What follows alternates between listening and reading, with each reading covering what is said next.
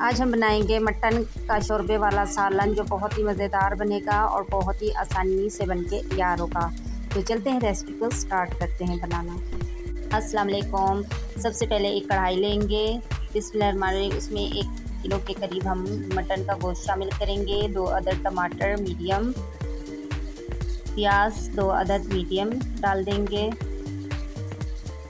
3 से 4 अदद हरी मिर्चें शामिल कर देंगे। 1 टेबलस्पून लहसुन अदरक का पेस्ट डाल देंगे। साबुत गरम मसाला 1 टीस्पून, लाल मिर्च पाउडर 1 टीस्पून, या अपने हिसाब से आप डाल सकते हैं लाल मिर्च।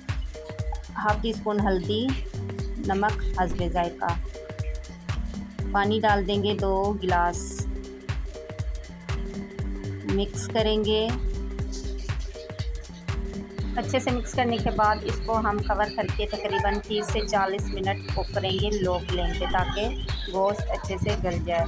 तो तकरीबन 30 से 40 मिनट हो चुके हैं कुक करते हुए, तो और गोश्त हमारा अच्छे से गल चुका है, देख सकते हैं। और बहुत ही कम पानी है इसमें, इसको हम कुक कर लेंगे पानी को भी। तो इसी दौरान हम हाफ़ कप घी या ऑयल शामिल करेंगे और इसको हम तकरीबन 3 से 4 मिनट के लिए भून लेंगे अच्छी तरह से। तो अच्छी तरह से भून लिया है गोश्त को, देख सकते हैं। ऑयल भी देख सकते हैं लग बुझ कर। तो इसमें मैं 1 गिलास पानी शामिल कर दूँ, तो आप अपने हिसाब से पानी शामिल कर सकते हैं जितनी आप ग्रेवी पसंद करते हैं। पानी डालने के बाद इसको हम दोबारा से कवर कर देंगे और पकने के लिए छोड़ देंगे 7 से 8 मिनट के लिए।